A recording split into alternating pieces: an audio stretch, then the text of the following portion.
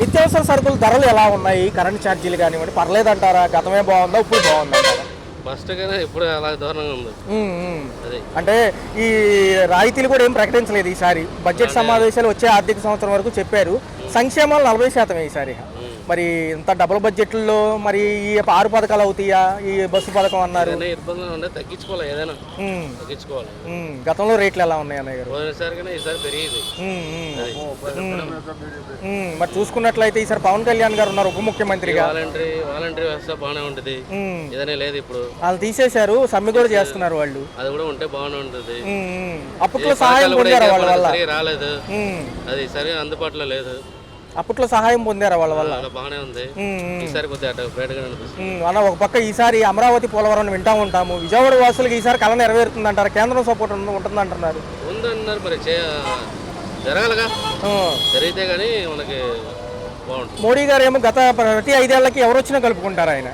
మరి ఇక దేని మీద స్టాండ్ పై ఉన్నట్టు? అంటే ఒక పక్క పోయినసారి వెనకబడిపోయింది పోలవరం, ఈ తర్వాత అమరావతి అసలు ఊసేయలేదు అనుకోండి. మరి ఈసారన్నా కనీసం వాళ్ళ నిధులు గ్రాంట్లు అంటున్నారు. పవన్ కళ్యాణ్ గారు బాగా సన్నిహితంగా ఉంటున్నారు ఈసారి. ఉన్నారంటే అది మరి చేసి పెట్టాలి కదా మనకి, అదే అనుగుణంగా చేసి మనం చేసి పెడితేనే బాగుంటుంది. మొన్న అసెంబ్లీ సమావేశాల నిమిత్తం జగన్మోహన్ రెడ్డి గారు మాజీ ముఖ్యమంత్రి ఏమన్నారు? నేనుంటే కనీసం 3 పథకాలన్నీ ఇచ్చేవాడిని అంటున్నారు ఈసారి. ఏమనిపిస్తుంది జనరల్ గారు? మాటల మీద అంటున్నారులేండి, ఎలా అనిపిస్తుంది?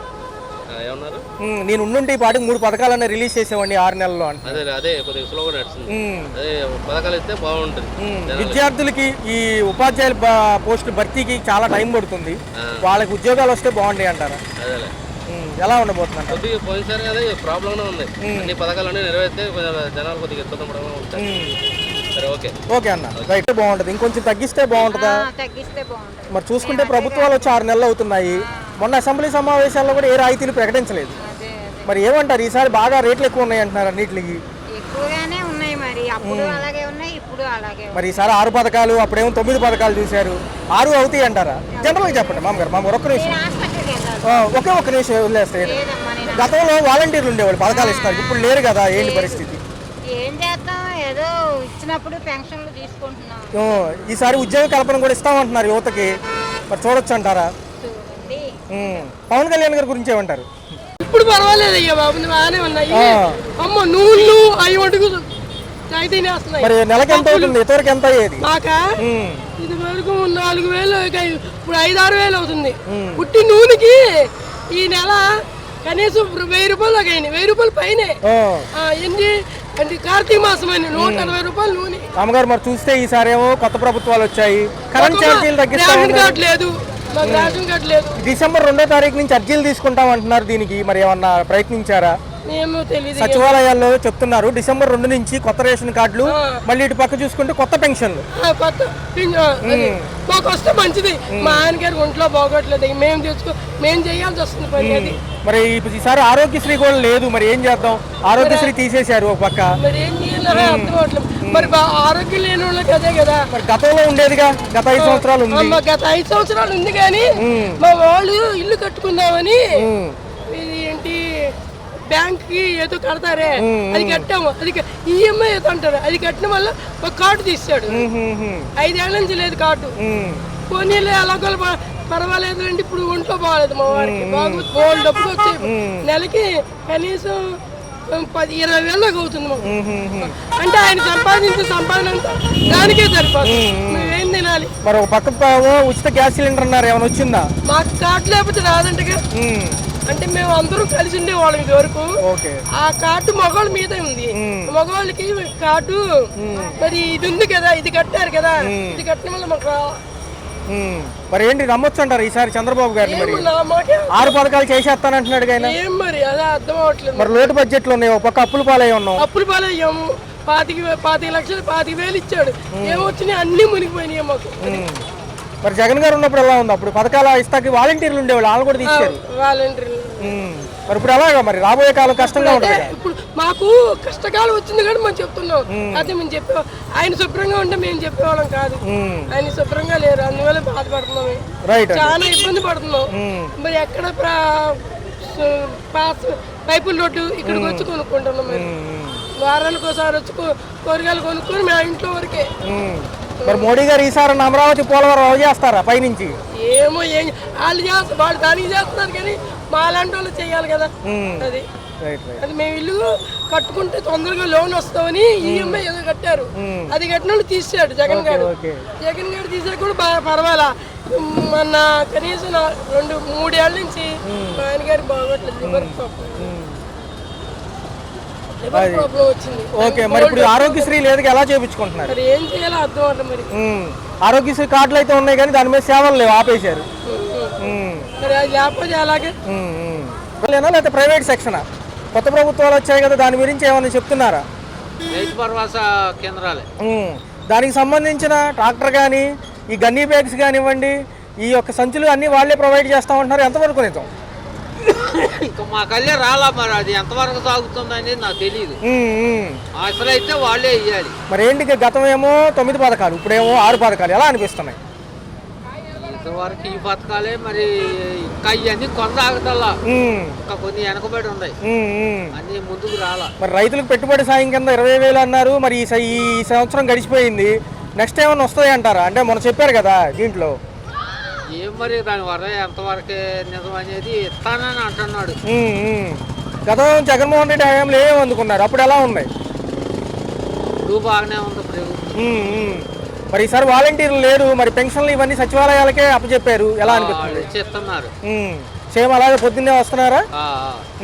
పొద్దుపూటే వస్తున్నారు. మరి ఏంటి, మరి మోడీ గారు ఈసారి మనకు గట్టిగా సపోర్ట్ అంటున్నారు, అమరావతి పోలవరం అయిద్దా? మేము చిన్నప్పటి నుంచి అంటున్నాం, మీరు ఇంకా సీనియర్లు కదా ఇందులో. మనకి సీనియర్లు అంతగా తెలియదు. ప్రాజెక్టుల గురించి, పంటల నీళ్ల గురించి ఎక్కువ తెలుసు కదా మీకు, అందుకని. ప్రాజెక్టులు కొనసాగుతున్నాయి. మరి ఈసారి పవన్ కళ్యాణ్ గారు కూడా ఉన్నారు, మన మహారాష్ట్ర ఎన్నికల్లో గెలిచిన తర్వాత ఈయన పెద్దపేట వేశారు, మరి ఎలా అనిపిస్తుంది? మరి ఆయన ప్రభుత్వం మరి ఎంతవరకు కొనసాగుద్దో, మరి ఎట్లా ఉందో. మరి నేను ఉండుంటే ఈ పాటికి ముఖ్యమంత్రిగా జగన్మోహన్ రెడ్డి గారు అంటున్నారు, ఈ పాటికి 3-4 పథకాలు ఇచ్చామండి, 6 నెలలు అయిపోతుందిగా అంటున్నారు ఆయన. ఈయన ఇస్తున్నాడుగా, ఈయన ఏది ఈ గ్యాస్ బండ్ల పథకం వదిలేడుగా. పెన్షన్ ఇచ్చారు, గ్యాస్ బండ్లు, ఉచిత బస్సు జనవరి నుంచి అంటున్నారు మహిళలకి, జనవరి నుంచి. మరి 4 ఏళ్ళు అభివృద్ధి వైపు ఎక్కువ ఉంటామంటున్నారుగా. మరి వాళ్ళు చేస్తే ఉంటారు, చేయకపోతే ఇటే సైట్ అయిపోతారు. మరి జమిలీ ఎన్నిక అని మోడీ గారు తపస్సు, ఆయన ఎలా అనిపిస్తుంది? 2027కి అందరూ సహకరిస్తారు ఆయనకి? ఏమో వాళ్ళకి మరి ఆయనది పని బాగా ఉంటే అటే అవ్వచ్చు ఆయనది. ఏదైనా వేచి చూడాలంటారు. ఎలా ఉండబోతుంది? కేంద్రంతో బాగా ఎక్కువ అనుసంధానం అయి ఉంటున్నారు పవన్ కళ్యాణ్ గారు. పూర్తి చేస్తారు. నిన్న కూడా సంబంధించి టూరిజం యూనివర్సిటీలు అని చెప్పి టూరిజం శాఖ డెవలప్మెంట్ నిధులు కూడా విడుదల చేశారంట. ఇన్ని చేస్తారు, గ్యారెంటీ చేస్తారు. కాకపోతే సంక్షేమ పథకాలు అన్నారా శుద్ధ వేస్ట్, ప్రజలను ఆ విధంగా తయారు చేశారు. కొన్ని 3 బిడ్డలు ఉన్నారు, చదివించారు, వాళ్ళు పని కల్పించారు. పని కల్పించాలంటే ఇంట్రెస్ట్ తేవాలి. ఎంతసేపటికి పంచడం చేసి ప్రజలను ఆ విధంగా చేస్తే నాశనం అయిపోతుంది రాష్ట్రం. నిజంగా మాకు ఆ పథకం ఇచ్చాడు, వాడే కావాలనుకో మంచి కాదు. కుంటి గుడ్డి వికలాంగులకు ఇవ్వాలి, లేదా బతకలేని వాళ్ళకి ఇవ్వాలి. అదేంటే వాడు వారికి చేసుకొచ్చి గుర్తు కింద పెట్టుకున్నాం పద్ధతి కాదు. కష్టపడి పని చేయాలా, రూపాయలు హ్యాపీగా కుటుంబం ముందుకు పోవాలి, అంతేగాని మన ఇంట్లో కూర్చోవాలి అన్నింటికి తెచ్చిస్తున్నారు, వాడే కావాలనుకున్నాడు మంచిగా కాదు. మహిళల సంరక్షణకి పెద్దపీట వేస్తామంటున్నారు, కొత్త చట్టాలు కూడా రాబోతున్నాయి అంటున్నారు. ఈ బ్లేడ్ బ్యాచ్ ని గంజాయి బ్యాచ్ ని అన్ని అరికడతామంటున్నారు. ఖచ్చితంగా అరికడతారు. సార్ ఇప్పుడు చాలా వరకు బాగుంది, అన్ని పద్ధతిగా చూసుకుంటూ వస్తున్నారు. మాది నెల్లూరు, విజయవాడకి నెల్లూరు చాలా తేడా ఉంది. 2 వ్యవస్థల పాటు అన్ని బాగుంటాయి సార్. 2 ఏంటి చెప్పండి? లా అండ్ ఆర్డర్, పోలీస్ వ్యవస్థ అండ్ లాయరు, ఇద్దరు కరెక్ట్ ఉంటే రాష్ట్రం బాగుంటుంది సార్. మరి నాగబాబు గారికి రాజ్యసభ సంబంధించిన పదవి ఇవ్వబోతున్నారు, ఎలా అనిపిస్తుంది? ఇస్తారంట మనకు తెలిసిన వాళ్ళు ఇచ్చి వాళ్ళు చూసుకోలేదు. ఇస్తారు, ఖచ్చితంగా మోడీ ఇస్తారు. ఓకే, ఆయన కూడా అన్నయ్య గారు కాబట్టి ఈయన అనుమానం ఉంటే పని అవుతుంది అంటారా? ఖచ్చితంగా చేస్తారు. అతనికి అభిమానం ఉంది పవన్ కళ్యాణ్. అన్నయ్యకి కోర్టు ఇచ్చారు, అన్న తమ్ముడిని చూసుకోకుండా ఎవరి పనులు పద్ధతిగా చేసుకొని పోతారు సార్. కానీ సంక్షేమ పథకాలు అంటే దానికి విరుద్ధం సార్. మరి ఎలా ఉండబోతుంది సార్? అభివృద్ధి వైపే ఎక్కువ శాతం ఫోకస్ అంటున్నారు ఈసారి. ఖచ్చితంగా అభివృద్ధి చేస్తారు, చూపిస్తారు కూడా. 6 పథకాలు ఎలా ఉండబోతున్నాయి? 6లో బస్సు పథకం అనేది కొంచెం కష్టంగా ఉంది.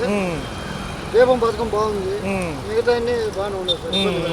కానీ వాడు పెద్ద గుంటతో పెట్టుండి అవి చూసుకుంటే యూజ్ వస్తాడా, నిదానంగా అన్ని చేసుకుంటూ వస్తాడు. మరి సార్వత్రిక ఎన్నికలు 2029 ఉన్నప్పటికీ 2027లో జమిలీ ఎలక్షన్స్ అని మోడీ గారు అంటున్నారు. మరి ఈసారి కూటమి ప్రభుత్వాలు అంతవరకు సమన్వయంగా ఉంటాయి అంటారా? అందరూ సమయస్ఫూర్తిగా పనిచేస్తే అవుద్ది, కానీ ఒకేసారి జరపాలంటే కష్టమే. జరిపితే బడ్జెట్ ఖర్చు తగ్గద్ది, ఒకేసారి పని అయిపోతుంది, బాగుంటుంది. కానీ అది కష్టసాధ్యం. మరి ఎలా ఉండబోతుంది సార్? విశాఖపట్నం ఏమో దీని పరంగా ఇండస్ట్రీలు, ఐటీ సెక్టారు, ఉద్యోగ కల్పన 30 లక్షలకు సంబంధించి 20 లక్షలు ముందు ఇస్తామంటున్నారు. మరి ఎలా ఉంది? వాళ్ళు చేస్తారు సార్, వాళ్ళు ఆ పనిలో ఉండేవాళ్ళే కానీ ఏ కాడికి దోసుకొని వెనకేసుకుందని ఆలోచన వాళ్ళకి లేదు.